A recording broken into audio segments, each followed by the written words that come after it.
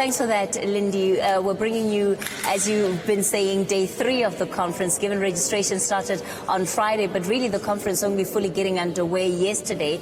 With me now is spokesperson for the EFF, Dr. MbuyiseniNdlozi, to speak to us through some of last night's events and also what we can anticipate today. It does seem that there have been some minor changes to the program, and so just to really lay the feel of the land out for us. Mbuyiseni, thanks for your time this morning. I wonder then just your reflections of how the conference has been going so far, especially the first part of voting last night for the party's top 6. It's been a very, very smooth conference in which all of us have participated, registration, as you know, went incredibly well.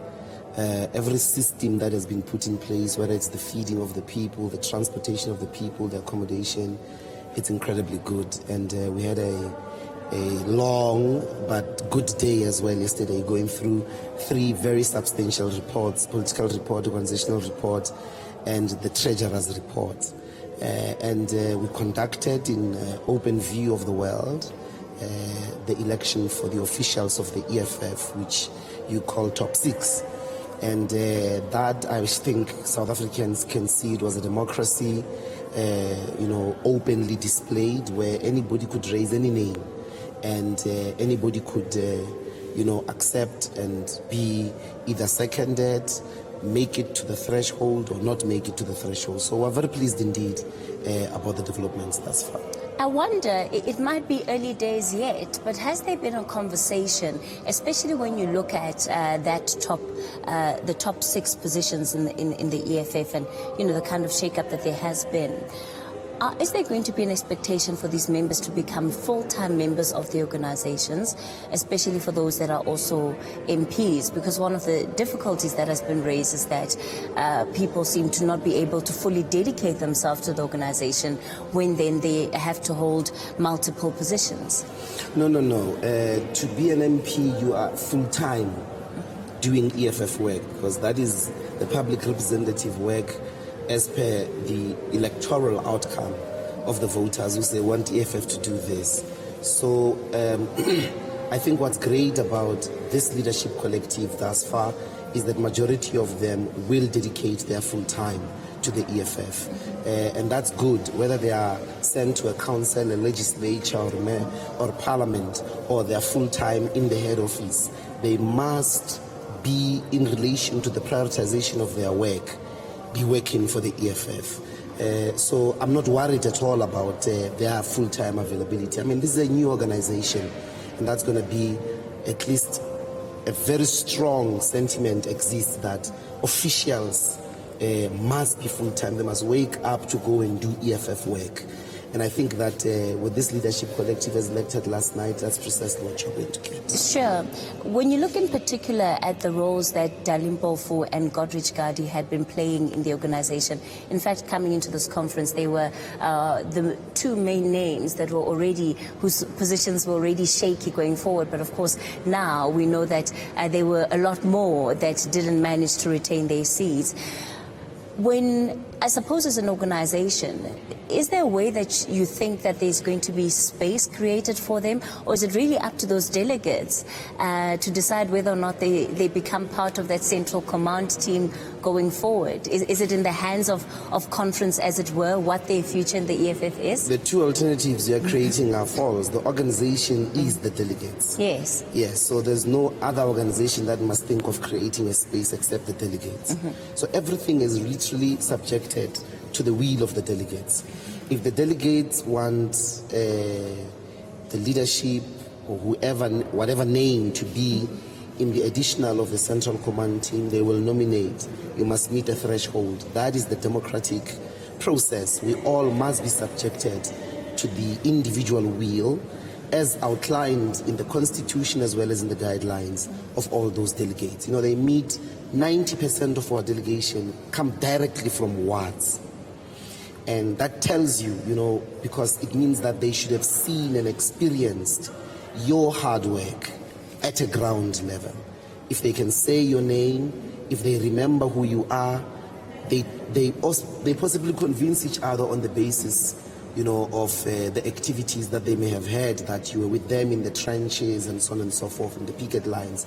So there's no alternative in that sense. This is the organization, and we're going to respect every decision that comes out of here if we're disciplined members of the EFF. Let's speak then about this morning's program. Of course, once things get started, I believe it will be the voting and the nominations of that Central Command team. Yes, we will take a discussion of the constitutional amendments, and then after the discussion of the constitutional amendments, there's going to be a nomination process for additional members, and then there'll be commissions to go and actually now look into the work. Majority of the day today was spending in commissions to tease out the different, policy positions that we must come out of to basically map out the mandate for the next 5 years. So that's going to predominate that's going to be what is dominant in today's program. Do you think that running an elective conference per se and a conference that is supposed to look at policy in terms of just how logistics play themselves out gives enough time for delegates to be able to fully apply themselves when it comes to debating that policy and ultimately coming out of it with a definitive ways forward for the organization?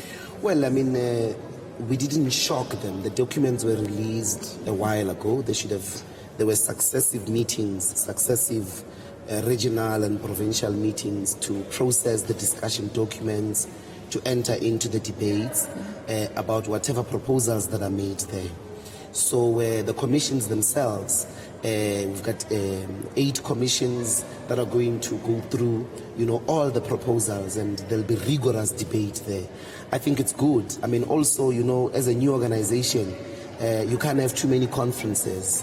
A conference is a logistical hullabaloo, which takes a lot of resources, but it also takes a lot of time. You can't be locked all the time in conferences. Majority of your time you should be spending out there and converting souls into the cause of economic freedom in our lifetime.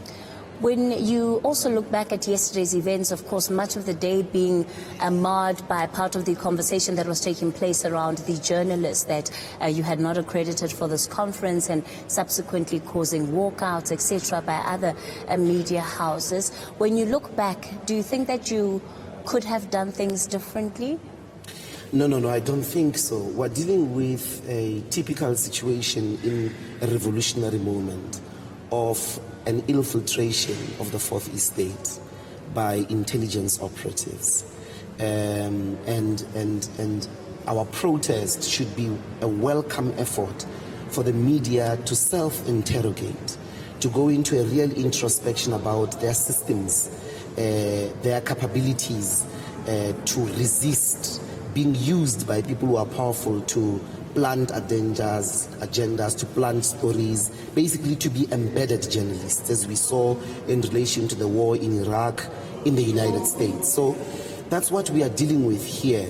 And I just have to indicate, in relation to Daily Maverick's relationship with the EFF has nothing to do with this conference. It's been there. Sure. Since we announced the memorial. I'm going to ask you to hold that thought because we have to go to a quick ad break, and MbuyiseniNdlozi, the spokesperson of the EFF, hopefully will indulge us a bit further. So we'll wrap up this conversation after the short break.